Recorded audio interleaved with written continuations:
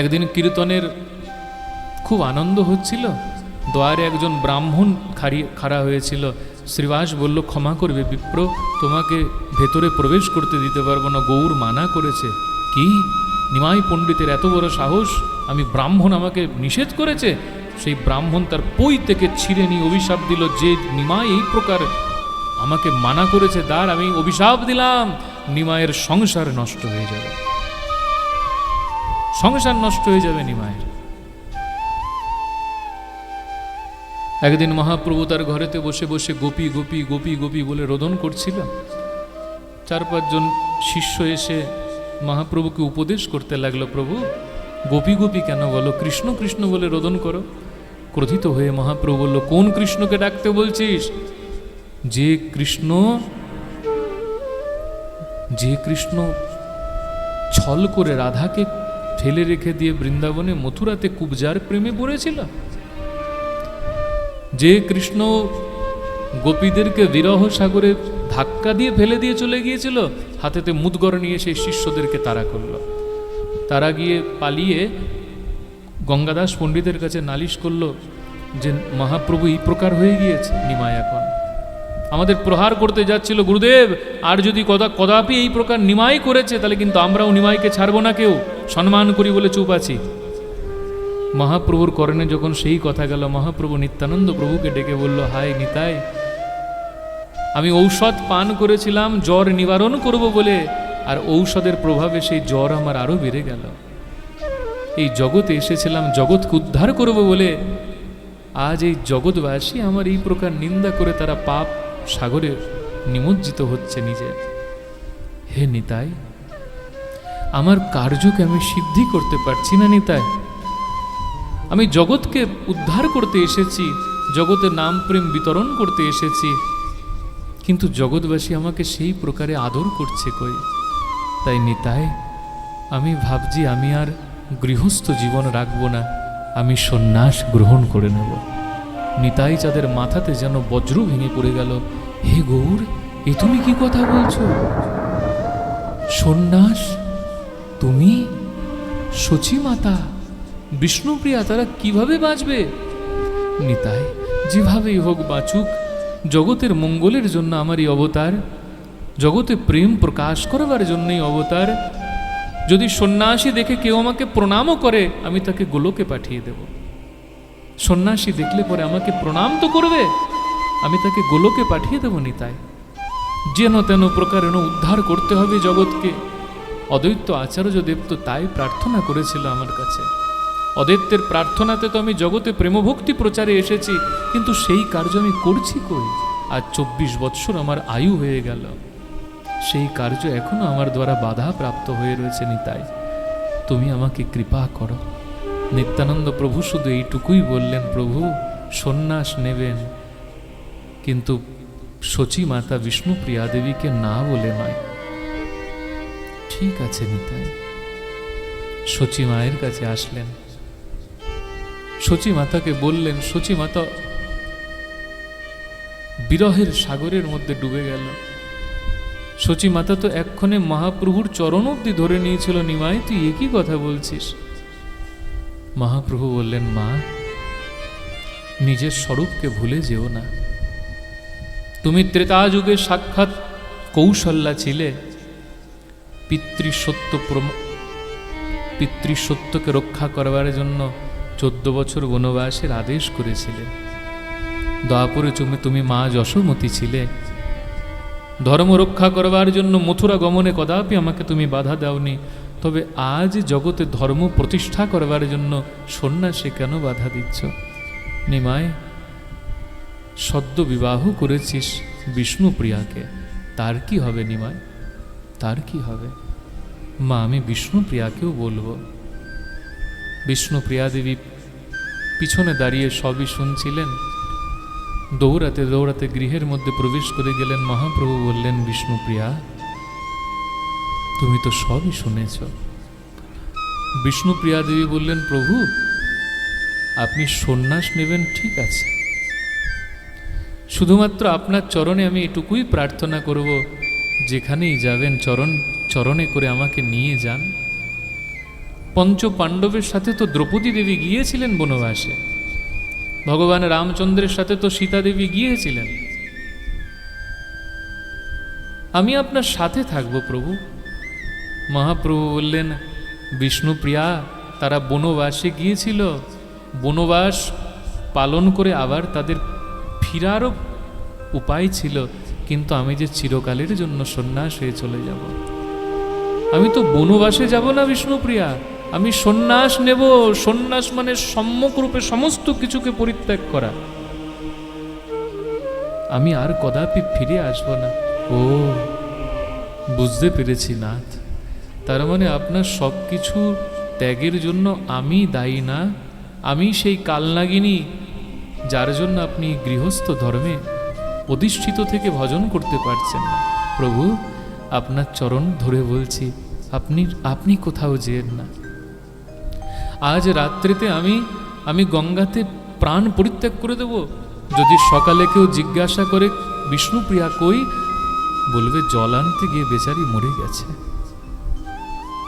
আপনি গৃহে থাকেন, আমি প্রাণ পরিত্যাগ করে দিচ্ছি। বিষ্ণুপ্রিয়া, আমি শুধু তোমার জন্য নয়, আমি জগতের মঙ্গলের জন্যই সন্ন্যাস নেব। তুমি আমাকে শক্তি প্রদান করো, তুমি আমার শক্তি স্বরূপিণী, ভুলে যেও না বিষ্ণুপ্রিয়া, তুমি আমার শক্তি স্বরূপিণী। বিষ্ণুপ্রিয়া দেবী মূর্ছিত হয়ে পড়ে গেলেন সেই রাত্রিতে। শ্রীবাসের অঙ্গনেতে মহাপ্রভু কীর্তন করলেন। সেই দিনটা ছিল পৌষ মাসের সংক্রান্তির দিন। সারাদিন কীর্তন করলেন প্রভু, সন্ধ্যা হয়ে গেল। শ্রীধর ছিল না মহাপ্রভুর ভক্ত, খলা বেচা শ্রীধর, মহাপ্রভুর জন্য একটা সুন্দর কচি লাউ এনে দিল, প্রভুকে অর্পণ করল। একজন ভক্ত কিছু পরিমাণে দুগ্ধ অর্পণ করল। মহাপ্রভু শ্রীবাস অঙ্গন থেকে ভক্তদেরকে বিদায় জানিয়ে, সবাইকে প্রণাম জানিয়ে, সবার কর মহাপ্রভু নিজ মস্তকে স্থাপন করে, কারণ মহাপ্রভু জানেন আজ চিরকালের মতো শ্রীবাস অঙ্গন পরিত্যাগ করতে হচ্ছে আমাকে, আর কদাপি শ্রীবাস অঙ্গনেতে আমি কীর্তন করতে আসব না। শ্রীবাস পণ্ডিতকে বক্ষের মধ্যে আলিঙ্গন করে মহাপ্রভু শচী মায়ের কাছে এসে সেই লাউ আর সেই দুগ্ধ অর্পণ করলেন। শচী মা তাকে বললেন, মা, লাউয়ের পায়েস বানাও, আমি আজকে পাবো। শচী মাতা সুন্দর করে সেই দুগ্ধ জাল দিয়ে লাউয়ের পায়েস বানালেন। মহাপ্রভু খুব আনন্দে প্রসাদ পেল। বিষ্ণুপ্রিয়া দেবীর হৃদয়টা কেমন যেন আজকে অশুভ অশুভ বলছিল। মহাপ্রভুকে শৃঙ্গার করাবে বলে বিষ্ণুপ্রিয়া দেবী ঘরেতে অপেক্ষা করেছিল, থালেতে পুষ্প চন্দন মালিকা। মহাপ্রভু দেখলেন ভবনে প্রবেশ করে বিষ্ণুপ্রিয়া দেবী তিনি রোদন করছেন। মহাপ্রভু জিজ্ঞাসা করল, প্রিয়াজি, কি হয়েছে আপনার? বিষ্ণুপ্রিয়া দেবী বললেন, নাথ, আজ কেমন যেন আমার সাথে সব অমঙ্গল ঘটছে। আচ্ছা, অমঙ্গল ঘটছে, কি হয়েছে বিষ্ণুপ্রিয়া? নাথ, সকালে গঙ্গায় গিয়েছিলাম, হোঁচট খেয়ে চরণ ক্ষত হয়ে রক্ত নির্গত হলো। তারপরে আমার মাথার উপরেতে বসে কাক কর্কশ স্বরেতে কা কা করে ডাকছিল না। গঙ্গাতে গেলাম, গঙ্গাতে স্নান করার উদ্দেশ্যে ডুব দিলাম, আর আমার কানের কুণ্ডল আর নাকের নথ গঙ্গার জল প্রবাহিত করে নিয়ে চলে গেল। আরে বিষ্ণুপ্রিয়া, এই জন্য ক্রন্দন করছো? আচ্ছা, আমি শচী মাতাকে বলে দেব, তোমার জন্য উত্তম অলঙ্কার আবার বানানো হবে। পুরনো হয়ে গিয়েছিল বিষ্ণুপ্রিয়া, আর এগুলো অত ভাবতে নেই। প্রভু, না জানি আজ আমার শরীরের দক্ষিণ দিকটা বারবার কম্পিত হচ্ছে, বড় অশুভ লক্ষণ এটা। আর সৌভাগ্যবতী পতিব্রতা নারীর নাকের নথ হারিয়ে যাওয়া বড় অশুভ প্রভু, আমার মা আমাকে বলেছিলেন। মহাপ্রভু বললেন, এইসব চিন্তা করো না বিষ্ণুপ্রিয়া, কিচ্ছু অশুভ না, রোদন করো না। নয়নের অশ্রু মুছিয়ে বিষ্ণুপ্রিয়া দেবী যে পুষ্পের থালাটা সাজিয়েছিলেন গৌরকে শৃঙ্গার করাবেন বলে, স্বয়ং গৌর সেই পুষ্প মালিকা অলঙ্কার দ্বারা বিষ্ণুপ্রিয়া দেবীকে সাজিয়ে দিলেন।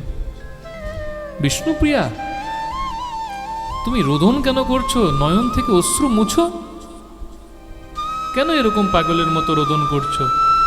মহাপ্রভুরকে বক্ষের মধ্যে আলিঙ্গন করে বিষ্ণুপ্রিয়া মাতা বললেন, প্রভু, না জানি আজ হৃদয়েতে কেমন যেন একটা দুঃখ দুঃখ অনুভব হচ্ছে। আজ আপনি আমাকে এত শৃঙ্গার করছেন, এত স্নেহ করছেন, এত প্রেম করছেন, এটা কেমন যেন আমার দুঃখের প্রকাশ বলে মনে হচ্ছে। তুমি অতিরিক্ত চিন্তা করো, তাই জন্য এই প্রকার হয় বিষ্ণুপ্রিয়া। আসো শয়ন করো। বিষ্ণুপ্রিয়া দেবীকে নিয়ে শয়ন করলেন মহাপ্রভু। মহাপ্রভুর গলের যে পীতাম্বর বস্ত্রটাকে বিষ্ণুপ্রিয়া দেবী হাতের সাথে পেঁচিয়ে নিয়ে ধরে রাখল, যেন গৌর চলে না যায়। এরকম কেন ধরছো বিষ্ণুপ্রিয়া? প্রভু, আজ আমার কেমন জানি মনে হচ্ছে আপনাকে হারানোর ভয় হচ্ছে। আমাকে একবার বলেন ঠাকুর, আপনি আমাকে ছেড়ে কোথাও চলে যাবেন না তো? আরে না বিষ্ণুপ্রিয়া, তোমাকে ছেড়ে কোথাও যাব না। সত্যি যাবেন না তো প্রভু? আরেকবার বলেন, আরেকবার বলেন। হৃদয়ে বড় সংকোচ হচ্ছে, বড় ভয় লাগছে, আপনাকে হারাবার ভয়। আরেকবার বলেন না, এই দাসীকে রেখে দিয়ে চলে যাবেন না তো? না বিষ্ণুপ্রিয়া, কোথাও যাব না তোমাকে রেখে আমি প্রিয়া। আর একবার বলেন না নাথ, আমি যাব না, যাব না, যাব না বিষ্ণুপ্রিয়া। তুমি তাড়াতাড়ি শয়ন করো, আসো আমার বক্ষের মধ্যে। বিষ্ণুপ্রিয়া দেবী বললেন, প্রভু, আজ রাত্রে আমি শয়ন করব না, আমি সারা রাত জাগরণ করে থাকব, আপনি নিদ্রা গ্রহণ করেন। মহাপ্রভু বিচার করলেন, যদি বিষ্ণুপ্রিয়া দেবী নিদ্রাভিভূত না হন তবে সংসার ত্যাগ করবে কি প্রকারে? বিষ্ণুপ্রিয়া দেবীকে কোলের মধ্যে নিয়ে তার মস্তকে হস্ত বুলাতে বুলাতে মহাপ্রভু তিনি বিষ্ণুপ্রিয়া দেবীর মস্তকের ঘ্রাণ নিচ্ছিলেন। বিষ্ণুপ্রিয়া, সারা দিন কত পরিশ্রম করো, কত সেবা করো আমার, তুমি তাড়াতাড়ি শয়ন করো বিষ্ণুপ্রিয়া।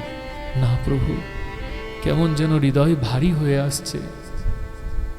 কিচ্ছু হবে না বিষ্ণুপ্রিয়া, আমি তোমার পাশে শয়ন করে আছি তো। না প্রভু, আপনি শয়ন করেন। ভগবান তিনি যোগমায়াকে ডেকে বিষ্ণুপ্রিয়া দেবীকে শয়ন করিয়ে দিলেন।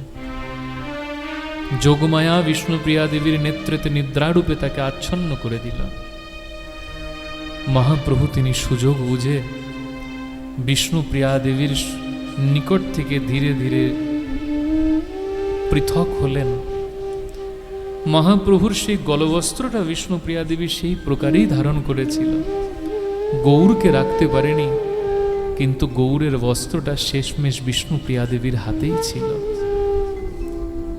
সেই পীতাম্বর বস্ত্রকে পরিত্যাগ করে মহাপ্রভু বিষ্ণুপ্রিয়া দেবীর চাঁদ বদনের দিকে দৃষ্টি দিলেন।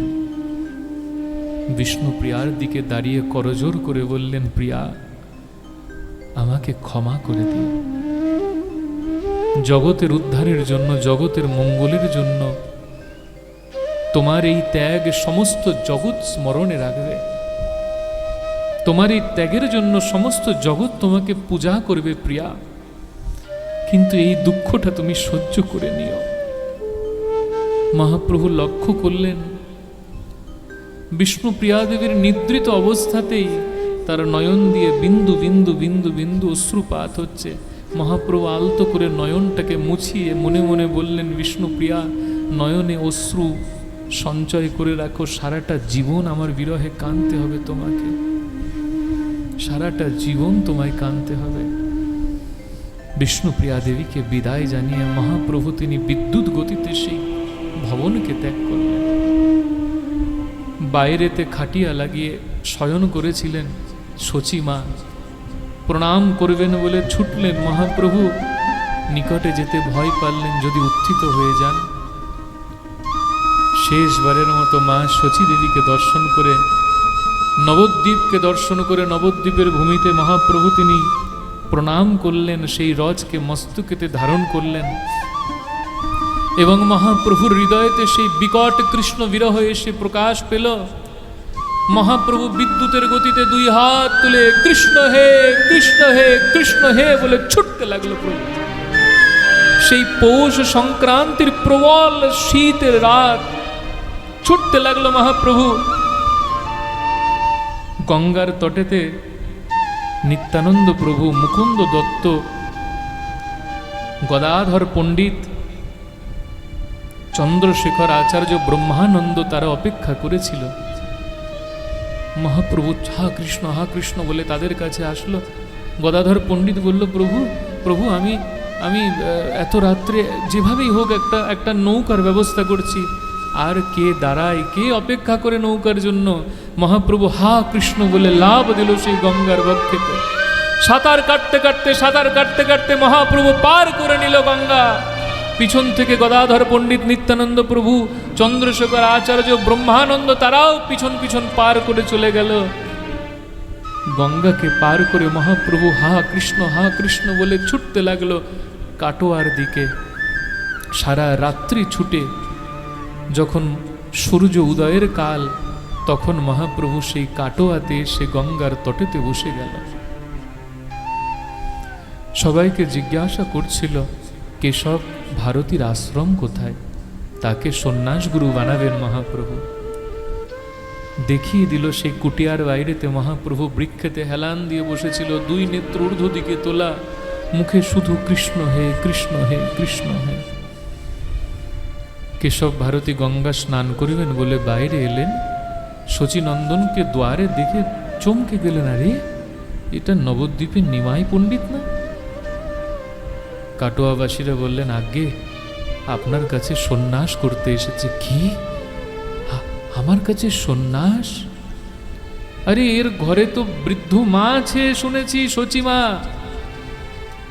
আর খুব বেশি দিন হয়নি বিষ্ণুপ্রিয়া নামে এক কন্যাকে বিবাহ করেছে, একে এখন সন্ন্যাস দেব আমি? মহাপ্রভু ছুটতে ছুটতে এসে চরণে ধরে নিলেন, হে গুরুদেব, হে গুরুদেব, আমার ভববন্ধনকে ছিন্ন করে দাও। হে গুরুদেব, আমাকে সংসার থেকে তুলে নাও, আমাকে এই সংসার বন্ধন থেকে মুক্ত করে আমাকে গোবিন্দের দাস বানিয়ে দাও। হে গুরুদেব, আমাকে কৃষ্ণ দাস করে দাও, আমার সমস্ত বন্ধন ছিন্ন করে। না না না না নিমাই, না না নিমাই, আমাকে দিয়ে তুমি অধর্ম করিও না নিমাই। তোমাকে সন্ন্যাস দিলে পরে শচীকে হত্যা করা হবে, বিষ্ণুপ্রিয়াকে বধ করা হবে। এই অপরাধ আমাকে দিয়ে করিও না নিমাই। হে গুরুদেব, যদি আমাকে সন্ন্যাস আজ না দেন, তবে আমি গঙ্গাতে প্রাণ বিসর্জন করে দেব, আমি গঙ্গাতে প্রাণ দিয়ে দেব গুরুদেব। না না না না শচীনন্দন, এই প্রকার বলো না। সন্ন্যাসের বড় কঠিন নিয়ম। সন্ন্যাসীকে এক বস্ত্রে থাকতে হয় গৌর, এক বস্ত্রে থাকতে হয়। হে গুরুদেব, আমি বস্ত্র পরিত্যাগ করে দেব, কেবল কৌপিন ধারণ করে জীবন কাটাবো। গুরুদেব, আমার ভববন্ধন থেকে আমাকে ছিন্ন করেন, আমাকে কৃষ্ণ দাস বানান। নিমাই, তুমি বুঝতে পারছো না নিমাই, সন্ন্যাসীর বড় কঠিন নিয়ম আছে নিমাই। সন্ন্যাসীকে একবার মাত্র আহার করতে হয়। হে গুরুদেব, আমি অন্ন জল পরিত্যাগ করব, আমি ফল আহার করে জীবন কাটাবো। আমাকে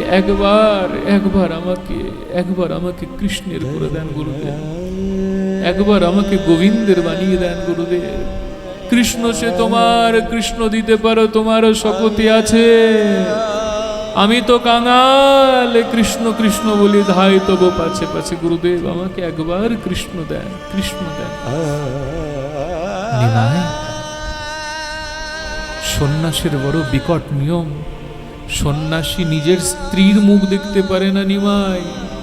গুরুদেব, আমি সংসারের কোন স্ত্রীর মুখ দেখব না, আমাকে একবার কৃষ্ণের বানিয়ে দেন গুরুদেব, কোন স্ত্রীর মুখ দেখব না। নিমাই, নিমাই, সন্ন্যাসের প্রকট নিয়ম, বিকট নিয়ম নিমাই। সন্ন্যাসী তার ঘরে কখনো যেতে পারে না। গুরুদেব, আমি গাছের তলায় বাস করব, আমি বৃক্ষ তলেতে জীবন কাটাবো। গুরুদেব, একবার গোবিন্দের দাস বানিয়ে দেন। না নিমাই, এই আয়ুতে এই প্রকার না নিমাই, ক্ষমা করো। মহাপ্রভু চরণেতে পড়ে গেলেন, চরণেতে পড়ে গেলেন মহাপ্রভু। আকাশবাণী হলো, কেবল কেশব ভারতী শ্রবণ করল, হে কেশব ভারতী, এটাই নারায়ণের ইচ্ছা। তোমার সম্মুখে সাক্ষাৎ শ্রী নারায়ণ শচীনন্দন রূপেতেই প্রার্থনা করছে, তার ইচ্ছাকে পূরণ করে দাও। তখন সমস্ত লীলা প্রকাশিত হয়ে গেল কেশব ভারতীর। কেশব ভারতীর নিমাইকে বললেন, বেশ নিমাই, যদি তোমার এটাই ইচ্ছা হয় তবে আমিও প্রস্তুত আছি। প্রথমে তোমাকে শিখাসূত্রহীন করাতে হবে, কিন্তু কেই কার্য করবে? মধুনাপিত বলে একজন কাটোয়াবাসী ছিল, তাকে সবাই ডেকে আনলো। কেশব ভারতী বলল, নিমাই পণ্ডিতকে শিখাসূত্রহীন করে দাও। মধুনাপিত তার খুর কাঁচি দেখিয়ে বলল, গুরুদেব, আমার একমাত্র পুত্র ঘরেতে শয়ন করে আছে, যদি বলেন তার গলাটা কেটে দিতে পারি, কিন্তু নিমাই পণ্ডিতের কেশ কর্তন করতে আমাকে আদেশ করবেন না। মহাপ্রভু উঠে তাকে প্রেমপূর্ণ আলিঙ্গন করলেন, বললেন, ভাই, আমাকে সমস্ত বন্ধন থেকে মুক্ত করে দাও, শিখাসূত্রহীন করে গোবিন্দের বানিয়ে দাও। মধুনাপিত তখন সম্মত হলেন। প্রভুর লীলাতে পরাজিত হয়ে যাচ্ছেন সবাই। মহাপ্রভুর মাথার কেশ ফেলে দিলেন, সেই সুন্দর চাচর কেশ, শিখা সবকিছু ফেলে দিলেন, সূত্র কেটে দিলেন, গলেতে যে উপবিদ ছিল। সন্ন্যাসীদের কোনো বন্ধন থাকে না, যত তার অস্ত্র শস্ত্র ছিল মধুনাপিত সব গঙ্গাতে ছুঁড়ে ফেলে দিল। কাটোয়াবাসীরা বলল, মধু, তুই খাবি কি করে? এটা তো তোর জীবিকা। মধুনাপিত বলল, না খেয়ে মরে গৃহেতেই পড়ে থাকবো। তাও যে হস্ত দিয়ে আমি গৌরের অঙ্গ স্পর্শ করেছি, সেই হস্তের দ্বারা আমি আর কারো শরীরকে স্পর্শ করতে পারবো না। গৌরের সেই কেশগুলোকে একত্রিত করে কাটোয়াতেই মহাপ্রভুর কেশের সমাধি করল মধুনাপিত। মহাপ্রভুকে স্নান করালেন কেশব কাশ্মীরি। মহাপ্রভুর সন্ন্যাসের পূর্বে নিজের পিণ্ড নিজে দান করতে হয়। মহাপ্রভুর দ্বারা সেই সকল কার্য করালেন এবং গৌরকে অরুণ বসন পরিধান করিয়ে কেশব ভারতী গৌরের সম্মুখে যখন মন্ত্রদানের জন্য বসলেন, তখন মহাপ্রভু কেশব ভারতীর কর্ণেতে সন্ন্যাস মন্ত্র প্রদান করলেন আর বললেন, গুরুদেব, কাল রাত্রে একজন ব্রাহ্মণ এসে আমার কর্ণে এই মন্ত্র দিয়ে গিয়েছে। কেশব ভারতী বললেন, প্রভু, এটাই তো সন্ন্যাস মন্ত্র। তখন কেশব ভারতী মহাপ্রভুর কর্ণে সেই দিব্য মন্ত্র অর্পণ করলেন এবং মহাপ্রভুর দিব্য নামকরণ করলেন। যত জগতের তুমি কৃষ্ণ বোলাইয়া, করাইলা চৈতন্য কীর্তন প্রকাশিয়া,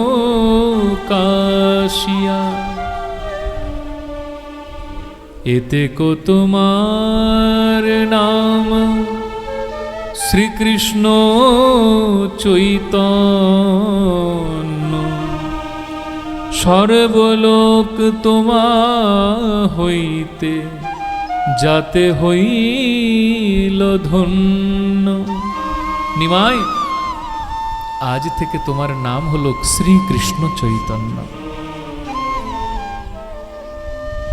তুমি সমস্ত জগৎকে কৃষ্ণ নাম করিয়ে তাদের চৈতন্য উদয় করিয়েছ, তাই তোমার নাম হলো শ্রীকৃষ্ণ চৈতন্য।